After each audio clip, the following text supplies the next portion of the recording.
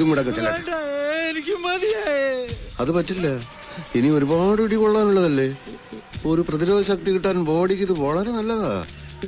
കൊലക്കേസിന്റെ ചുമതല തിരിച്ചു കിട്ടാൻ റെക്കമെൻഡ് ചെയ്യണമെന്ന് പറഞ്ഞ് എന്നെ കൊണ്ടുവന്നിട്ട്. അല്ലാതെ ക്വസ്റ്റ്യൻ ചെയ്യണമെന്ന് പറഞ്ഞാൽ ദാസപ്പൻ എന്റെ കൂടെ വരുമോ? ചാർജ് നഷ്ടപ്പെട്ട പോലീസ് ആയതുകൊണ്ട് ഇക്കാര്യത്തിന് സ്റ്റേഷനിൽ കൊണ്ടുപോകാൻ നോക്കൂ. ഇത്ര സൗകര്യമായിട്ട് തല്ലാൻ നോക്കൂ. ഇവിടെ ആയത് എത്ര നന്നായി. 1 മൈൽ ചുറ്റളവിൽ ഒരു വീട് പോലും ഇല്ല. മൈക്ക് വെച്ച് നിലവിളിച്ചാലും ആരും കേൾക്കുകയില്ല. ഇത് കുടിയിടും. കുടിക്കാൻ ഇനി എല്ലാം പറ.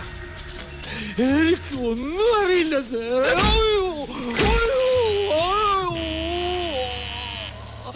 അയ്യോ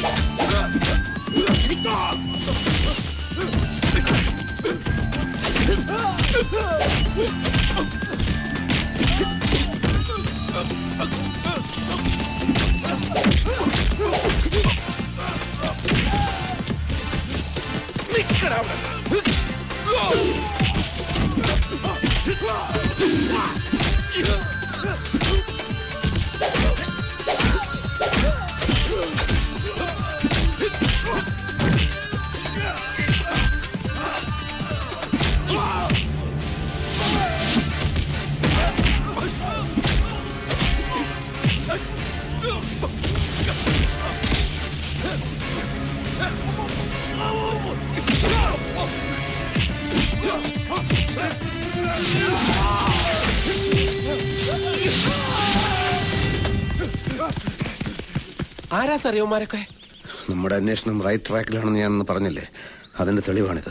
നമ്മുടെ അന്വേഷണം എന്നുള്ള പ്രയോഗം വേണ്ട സാർ. കൂടെ ഉണ്ടെന്നുള്ളതല്ലാതെ എനിക്കൊരു പിടിയും കിട്ടുന്നില്ല. Hello sir. ഹലോ. ഞാൻ പറയണ്ട, രൂപം കണ്ടാൽ അറിഞ്ഞൂടെ? മിനിസ്റ്റർ നടേശന്റെ ബ്രദർ ദിനേശൻ, ലണ്ടൻ എംബസിയിലെ ഉദ്യോഗസ്ഥൻ. അതെ, ഈ കേസിന് ഗുണകരമായേക്കാവുന്ന ഒരു എവിഡൻസ് എനിക്ക് നാട്ടിൽ നിന്ന് കിട്ടി. അതും കൊണ്ടാണ് ഞാൻ വന്നിരിക്കുന്നത്.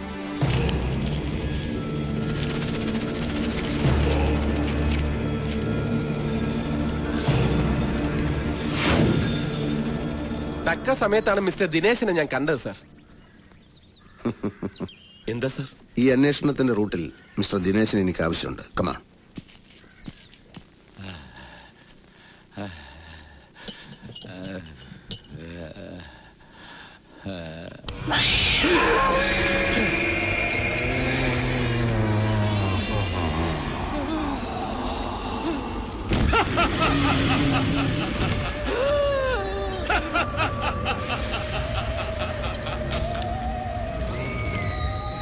ദാസപ്പ, ആഗ്രഹങ്ങൾ പൂർത്തീകരിക്കാൻ കഴിയാത്തവരുടെ ആത്മാക്കളാണ് അലഞ്ഞു തിരിഞ്ഞു നടക്കുന്നത്.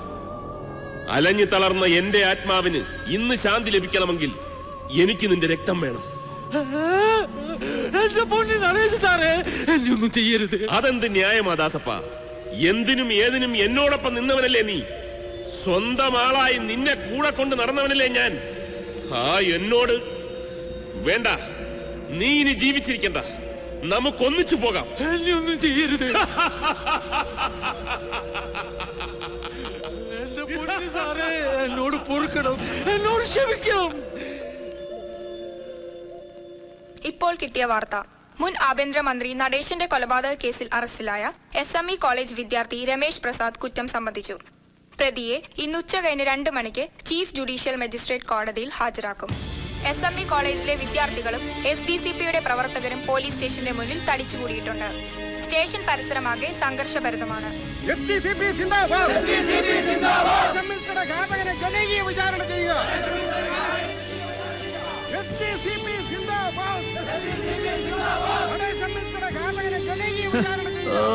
അവളുമാരുടെ ഒരു ചാട ഇപ്പൊ എല്ലാം തീർന്നല്ലോ. വിട്ടു തരൂ വിട്ടു തരൂ അവനെ ഞങ്ങൾക്ക് വിട്ടു തരൂ വിട്ടു തരൂ വിട്ടു തരൂ അവനെ ഞങ്ങൾക്ക് വിട്ടു തരൂ.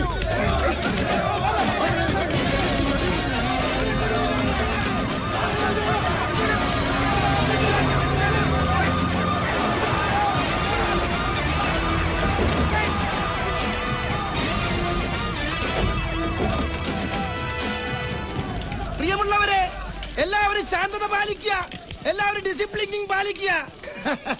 കണ്ട കണ്ട അനുസരണമുള്ള പ്രവർത്തകരെ കണ്ട. കൺഗ്രാറ്റുലേഷൻസ്.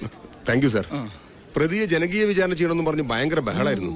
സാറിന്റെ പാർട്ടിക്കാരായതുകൊണ്ട് അടിച്ചോടിച്ച് പ്രശ്നം വഷളാക്കണ്ടെന്ന് കരുതിയാ. അതേതായാലും നന്നായി. ഇത് ഞാൻ ഇപ്പൊ സോൾവ് ചെയ്ത് തരാം. വായി നോക്കിക്കഥ കോളാമ്പി എടുത്തോണ്ട് വാടോ. അതെ, എപ്പോഴാണ് പാർട്ടിക്കാരായിട്ട് പേസ് ടു പേസ് സംസാരിക്കേണ്ടി വരികയെന്ന് അറിയില്ലല്ലോ. അതുകൊണ്ട് എപ്പോഴും ഫുൾ സെറ്റപ്പില്ല. പ്രിയമുള്ള പാർട്ടി പ്രവർത്തകരെ, ഞാൻ മന്ത്രിയായി സത്യപ്രതിജ്ഞ ചെയ്ത് കസേരയിൽ ഇരുന്ന് എഴുന്നേൽക്കുന്നതിന് മുമ്പ് തന്നെ നമ്മുടെ പ്രിയങ്കരനായ ബഹുമാനപ്പെട്ട നടേശൻ സാറിന്റെ കൊലപാതകയെ കണ്ടുപിടിക്കാൻ കഴിഞ്ഞതിൽ എനിക്ക് അഭിമാനമുണ്ട്.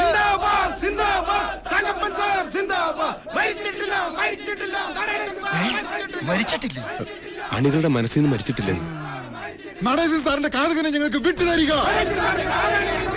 ദയവ് ചെയ്ത് നിങ്ങൾ ബഹളം വെച്ച് കോംപ്രമൈസ് ചെയ്യരുത്. നമ്മുടെ പാർട്ടിക്ക് പറഞ്ഞിട്ടില്ല കോംപ്രമൈസിങ്. പ്രതിയെ കോടതിയിലേക്ക് കൊണ്ടുപോകാനുള്ള അവസരം ഉണ്ടാക്കി തരാൻ അപേക്ഷിക്കാൻ അഭ്യർത്ഥിക്കുകയാണ്. ഞാൻ പ്രതിയെ ഒന്ന് കണ്ടിട്ട് വരാം. എല്ലാവരും അക്ഷമരായിരിക്കുക.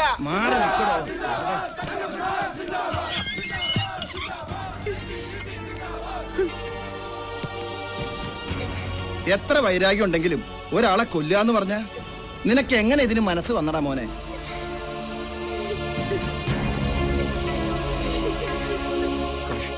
കോടതിയിലേക്ക് കൊണ്ടുപോകാൻ സമയമായി സാർ. കൊണ്ടുപോയിക്കോ, പാർട്ടിക്കാർ പ്രശ്നമൊന്നും ഉണ്ടാക്കില്ല. ഞാൻ മൈക്ക് കൂടി അലൗൺസ് ചെയ്തല്ലേ.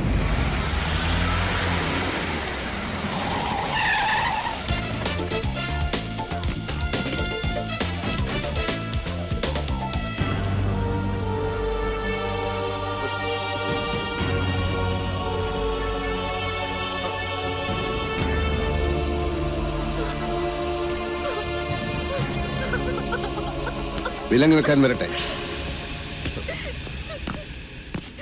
DGP വന്നതിന് ശേഷം കോടതിയിൽ കൊണ്ടുപോയാൽ മതി എന്നാണ് ഉത്തരവ്. സാർ എന്തോന്ന് ഈ പറയുന്നേ? ഇവിടുത്തെ പ്രശ്നങ്ങളൊന്നും സാധനം അറിഞ്ഞിട്ടാ. അമ്മയും മോനും കൈ കിട്ടിയ കടിച്ചു കയറാൻ നിൽക്കുക പാർട്ടിക്കാര്. ഒരു വിധത്തിൽ അവരെ പറഞ്ഞു നിർത്തിയിരിക്കുക തങ്കപ്പൻ സാറ്. ജനവികാരം നോക്കിയല്ല കുറ്റവാളിയെ തീരുമാനിക്കേണ്ടത്. അല്ല, ഈ കേസിൽ സാറിന് എന്താ കാര്യം?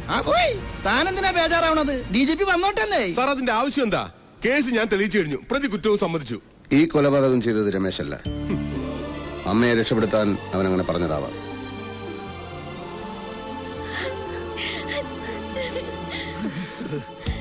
പോസ്റ്റ്മോർട്ടം റിപ്പോർട്ട് കിട്ടിയപ്പോൾ തന്നെ സംശയം തോന്നിയിരുന്നു. പെട്ടെന്നുള്ളൊരു വികാരാവേശത്തിൽ നടത്തിയ സ്റ്റാബ് ഇഞ്ചറി ആയിരുന്നില്ല മിനിസ്റ്ററുടെ ബോഡിയിൽ ഉണ്ടായിരുന്നത്. ഒരു ആസൂത്രിത കൊലപാതകത്തിന്റെ കരവിരുത് വളരെ പ്രകടമായിരുന്നു. A professional touch. DGP എത്തിക്കഴിഞ്ഞു സാർ.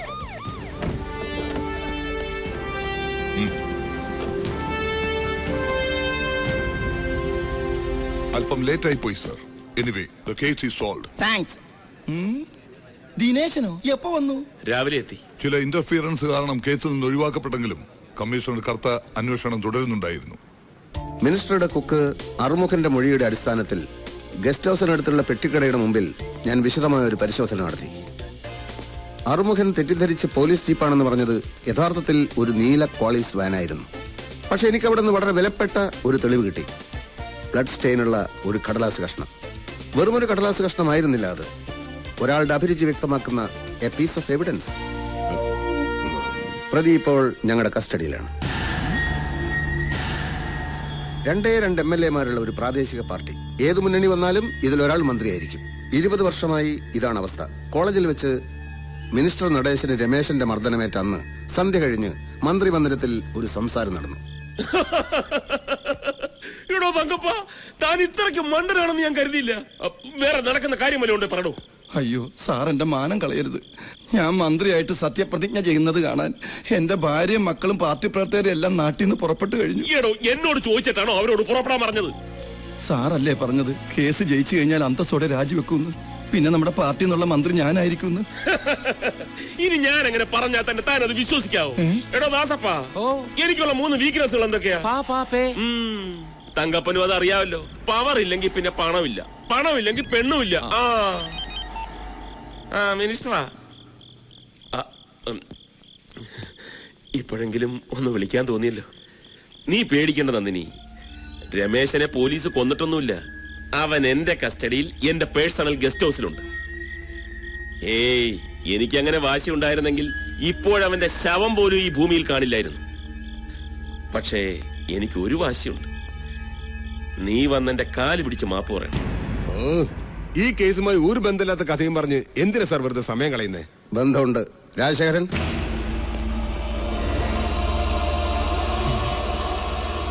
എന്റെ ഈശ്വര, ദാസപ്പനാ? എനിക്കത് വിശ്വസിക്കാൻ കഴിയുന്നില്ല. തങ്കപ്പ സാർ എന്നോട് പൊറുക്കണം. ദാസപ്പ, നിനക്കിത് എങ്ങനെ ചെയ്യാൻ തോന്നിയടാ? ഇയാളല്ല സാർ, പ്രതി വേറെയാണ്. പിന്നെ ആരാ? ഒരു രഹസ്യ യാത്രക്കെന്നും പറഞ്ഞ് ദാസപ്പനെ കൊണ്ട് പാപ്പച്ചന്റെ കോളീസ് വാൻ കടം വാങ്ങി പ്രതി ഗസ്റ്റ് ഹൗസിലെത്തി. പിന്നാമ്പുറത്തുള്ള ഗേറ്റിലൂടെ അകത്തേക്ക് കടന്നു.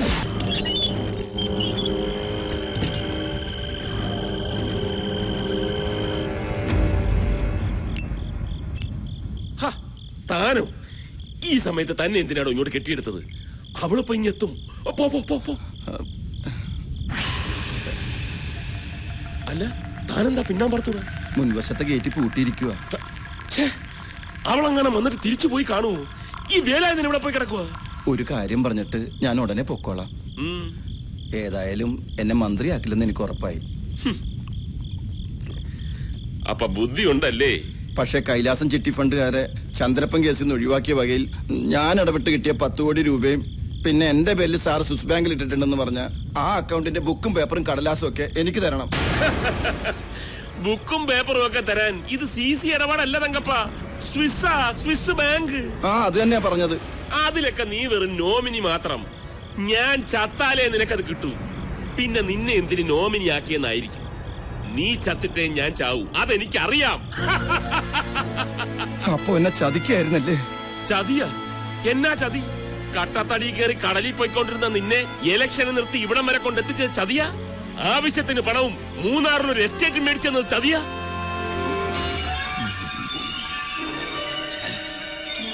വെറുതെ സമയം കളയാതെ പോതങ്കപ്പ, ഒരുപാട് വർക്കുള്ളതാ. എന്റെ മൂട് കളയാതെ പോയേ. പോയി സ്ഥലം വിട് തങ്കപ്പ, സ്ഥലം വിട്.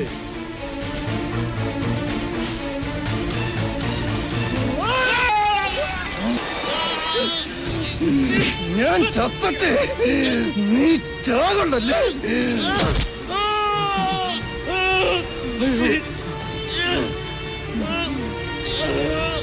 തങ്കപ്പ സാറേ,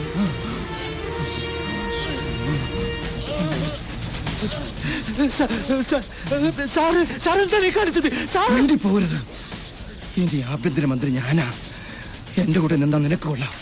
അതല്ല ഇത് പുറത്താരോടെങ്കിലും പറഞ്ഞാൽ ഇത് അവളായിരിക്കും നന്ദിനി. വാ, ഇത് തന്നെ പുറകിലത്തെ ഗേറ്റ്. ചെല്ല് ചെല്ല്.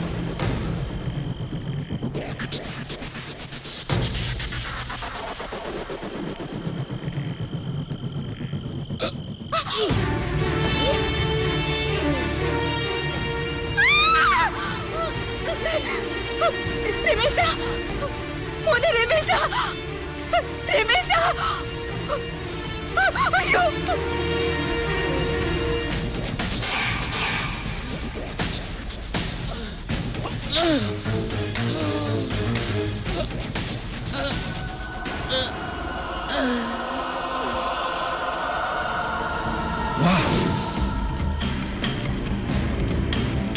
സാറേ നിക്ക്.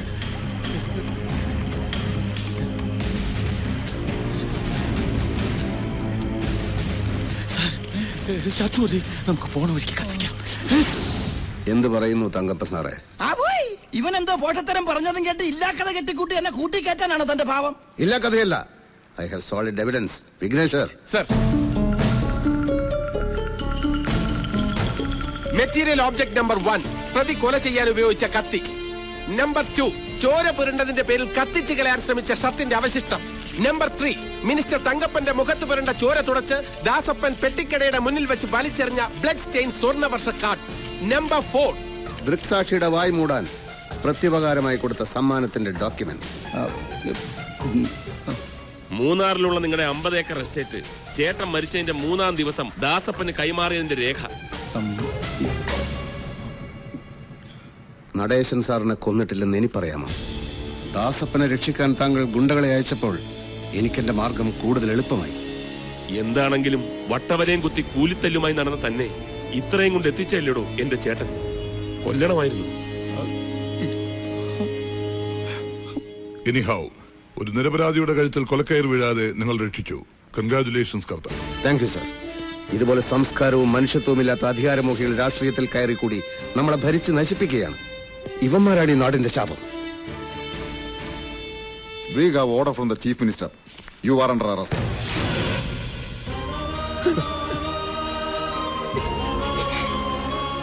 മോനെ,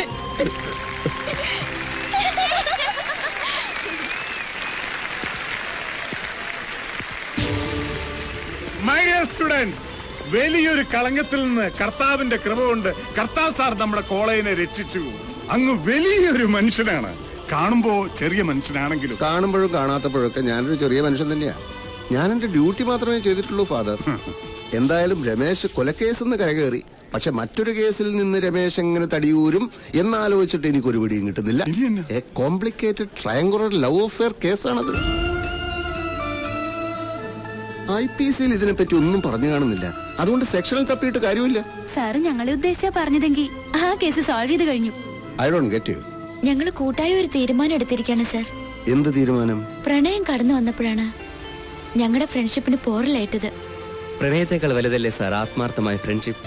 അതുകൊണ്ട് ഞങ്ങൾ നല്ല സുഹൃത്തുക്കൾ മാത്രമായിരിക്കാൻ തീരുമാനിച്ചു. അപ്പൊ നിങ്ങൾ ഫ്രീ ആയി. ഇനിയിപ്പോ ആരെ വേണമെങ്കിലും ബോയ് ഫ്രണ്ട് ആക്കാം. എങ്കിൽ 2 ഇന്റലിജന്റും ആജീവനാന്ത ബാച്ചിലറും അതീവ സുന്ദരനുമായ എന്നെ കൂടി ഒരു ബോയ് ഫ്രണ്ട് ആക്കിക്കൂടെ?